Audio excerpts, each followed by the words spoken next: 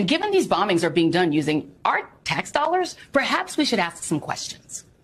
For example, how does bombing a densely populated land strip filled 50% with children constitute self-defense? How does bombing hospitals, churches, mosques, and UN schools constitute self-defense? Well, you say if Hamas fighters are hiding in the hospital using the civilians as human shields, okay, let's say they are.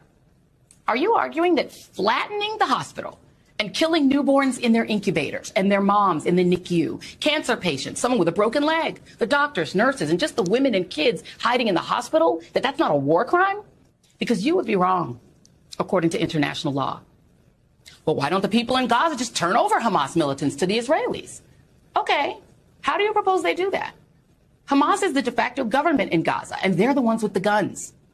The leaders of Hamas aren't even in Gaza. And if they were, if you were a teenager living in an open-air prison, getting bombed day and night by, let's say, Mexico, and Mexican police kicked in the door and raided your house anytime they wanted and turned off the water and cut off your food, what are you going to do? Side with them? Help them while you're dying? That's like asking why black folks don't help or trust the police. Okay, but after 9/11, we bombed Afghanistan in self-defense. Yeah, we did. And did that put an end to Al-Qaeda or get bin Laden? No, it did not. Because like Hamas, bin Laden wasn't in the country we were bombing.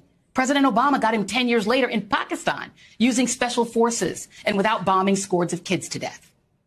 Bombing Afghanistan did buy us a 20-year occupation that got us more enemies in the Muslim world when we scooped people up on the battlefield and dragged them off to Gitmo.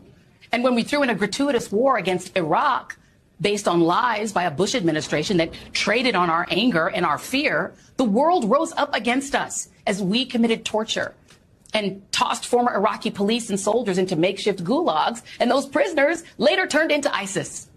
Oh, and the Taliban are back in control of Afghanistan. So again, what is the goal of mass bombing Gaza? Is it to find the people Hamas militants abducted on October 7? Okay, how? By flattening whatever shelter they're taking from the bombs? Don't